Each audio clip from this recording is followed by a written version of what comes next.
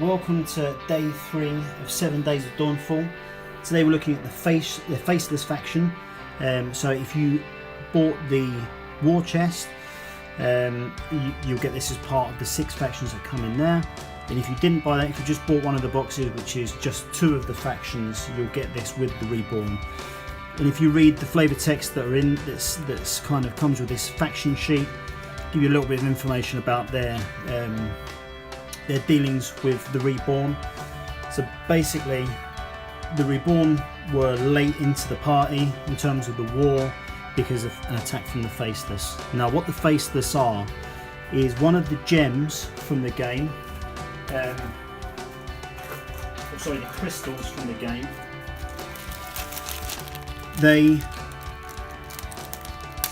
Some of this managed to get infused with part of a dead body of a human, which managed to regain some sort of life and got stuck in some gears or something like that.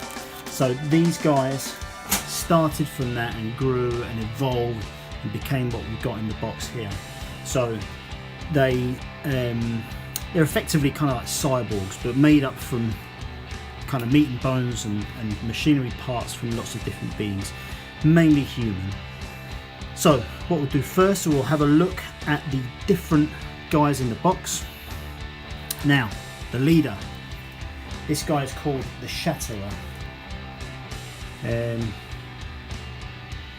he's just a big semi-mechanical dude with a diddy head. But he's awesome. I like his I like that claw, that grip. I'm looking forward to painting this up. See the spine column exposed there with some metal gears going over it. This is going to paint up really nicely. Looking forward to doing this kind of what's rusted metal with some stained with kind of old brown dry blood. But that's going to look really cool. So that is a Shatterer. Next up, we have got Harvester. So you get one of these. Make sure you get the right one. Yeah, look at that. That's really cool miniature. So again, you can see there is a dude in there, or kind of it's been reclaimed as part of the machinery. So that's not someone riding this, he's just part of this. I like kind of this detail, so you can see the fusion of the kind of mechanical parts with the muscle that's there. So this looks very cool. Yep, very good. Okay, next up we've got the Blade Breeders. So that's these guys here. Cool, you get 2 of those. I believe there's an alternative sculpt for it. There's that one. Nice. I actually had a little bit of trouble telling the difference between that and the one of the Berserker types. Anyway, we'll get to that in a second. So those are the Blade Breeders. Now, Berserkers, you've got 2 different types, so you've got 2 sculpts for it. So we've got 2 different dudes like this. The main difference is the size of the blades. Some have got, one's got little diddy ones sticking out, one's got bigger ones. But those are the Berserkers, which look pretty cool.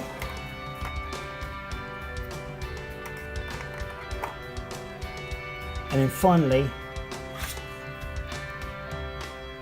oh, bloody hell, look at that, Flesh Ripper.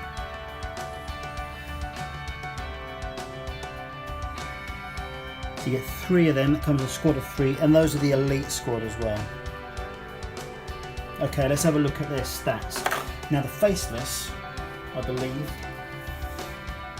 are less powerful in general than the other ones, but only because you play it differently. But let's have a look. So the Shatterer has initiative of 1, which increases to 2 on the flip. Damage of +2 to +4, defense of +0 to +1, the movement of 2 to 4. So this, the kind of flip, so the improved version of that is probably, if I can find the info,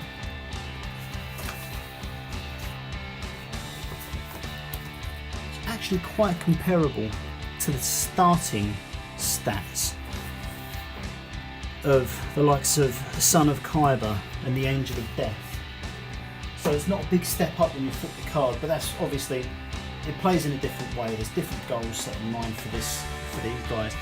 They're not as powerful, but they can evolve throughout the game, which you can see from some of these other ones. So if we go through the Harvesters, initiative 1 to 2, attack from 2 to 3, defense stays at +1, and movement from 4 to 6. So that's a pretty good rounded troop there. The Blade Breeders, actually, when you flip the card, very good. Initiative 1 to 2, attack from 2 to 3, 0 to 1 on the defense, and 2 to 3 on the movement. Berserkers, both different types, are exactly the same. Initiative 1 to 2, attack 1 to 2, 0 in both cases on defense and 1 to 2 on movement. And then these elite squads are actually, they're pretty powerful, so they're pretty much the same as Blade Breeder when you turn the card. Initiative 1 to 2, 2 to 3 on attack, stays at +1 for defense and 1 to 2 on movement. Okay, so that's that lot.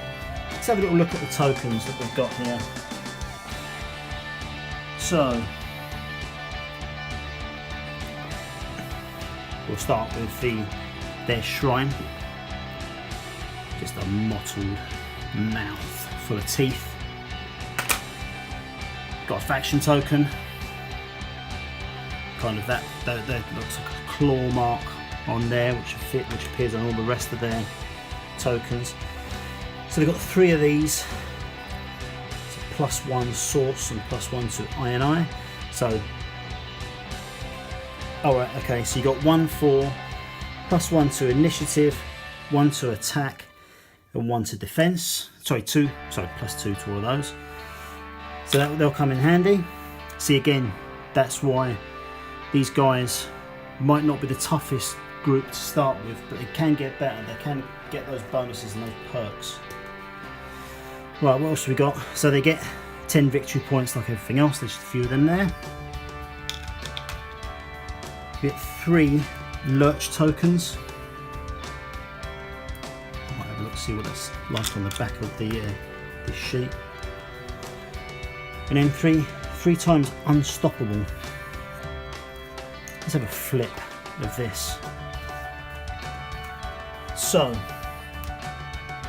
again, got a good amount of information there on the evolve cards.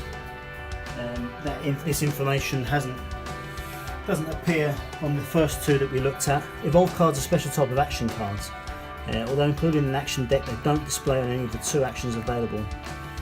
The standard action cards, as they work in a different way.